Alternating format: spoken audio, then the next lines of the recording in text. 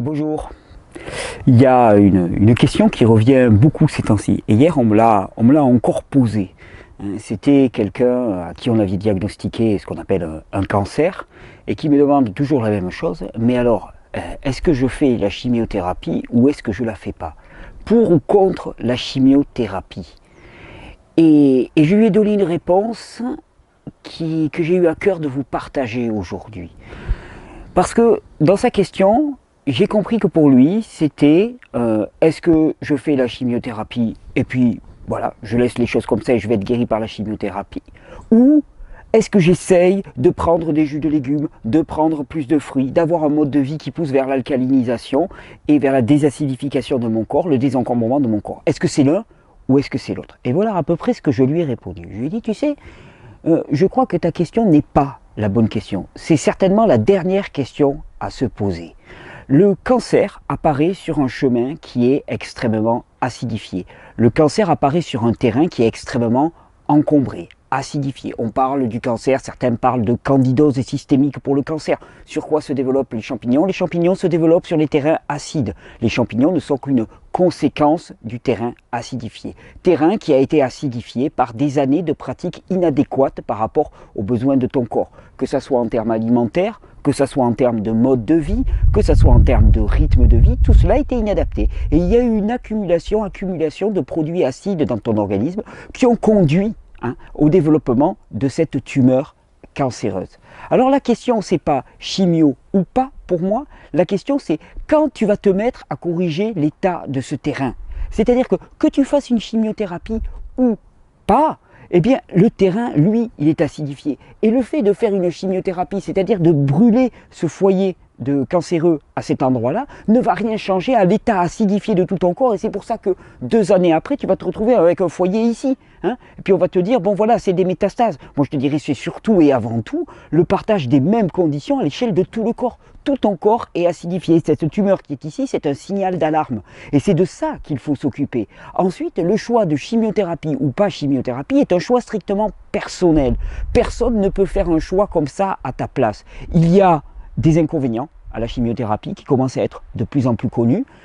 Il y a aussi des avantages et c'est toujours pareil, c'est une histoire de compte à rebours. C'est-à-dire que compter sur les ressources propres du système immunitaire pour résoudre cette situation, ça dépend si le système immunitaire il est prêt à répondre présent. Et c'est toujours le challenge. Et c'est pour ça que ça ne peut être qu'un choix personnel. Mais la chimiothérapie, qu'est-ce qu'elle va faire? Elle va faire qu'accélérer le processus de nettoyage dans une zone spécifique du corps, en augmentant ce faisant la charge acide et en ne rendant que plus nécessaires les modifications du mode de vie.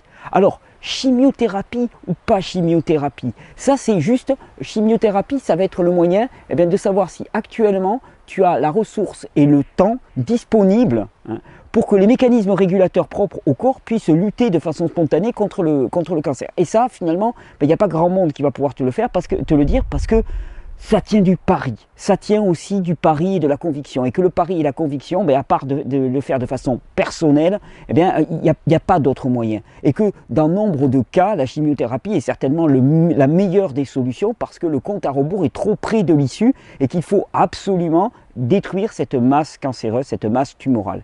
Mais il n'empêche, cela ne peut en aucun cas être une alternative entre changer son mode de vie ou faire une chimiothérapie.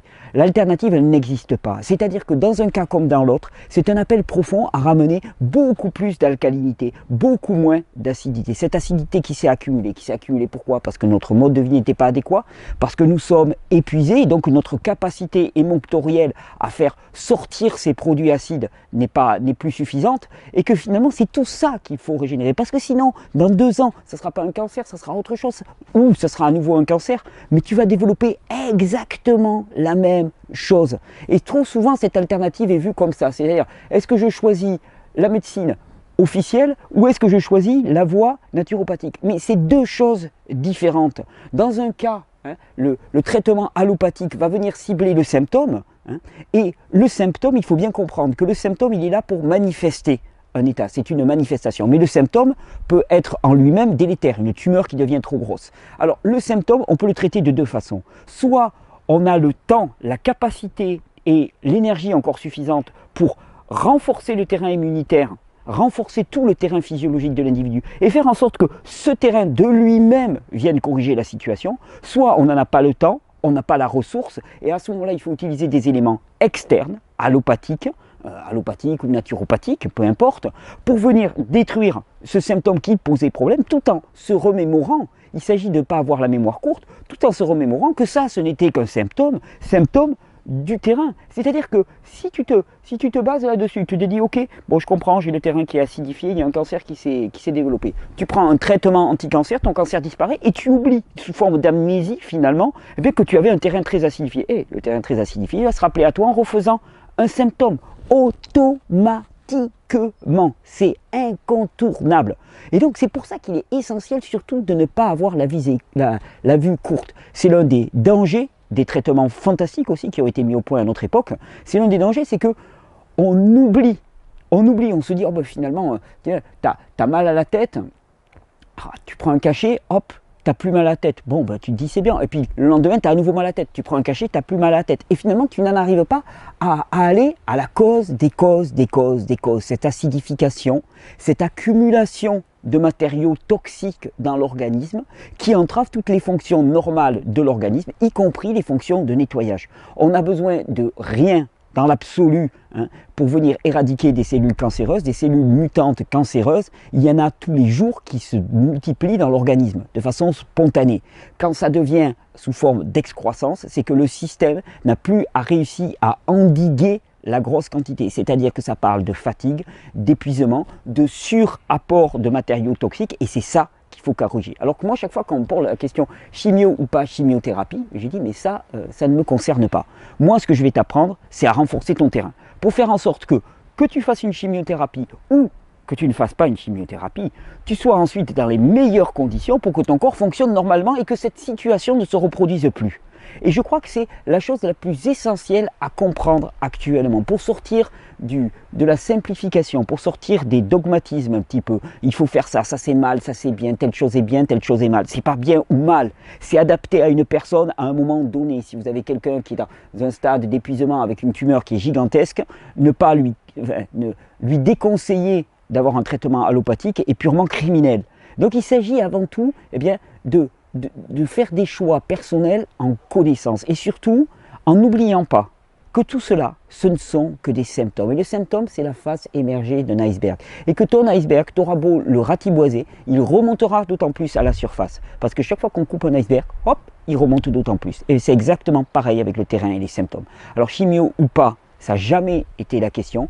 Par contre, jus ou pas, c'est la vraie question. Est-ce que tu choisis la vie? Est-ce que tu choisis de te régénérer? Est-ce que tu choisis d'apporter de l'alcalinité de façon massive dans ton corps? Jus, fruits, soleil, nourriture non transformée, nourriture non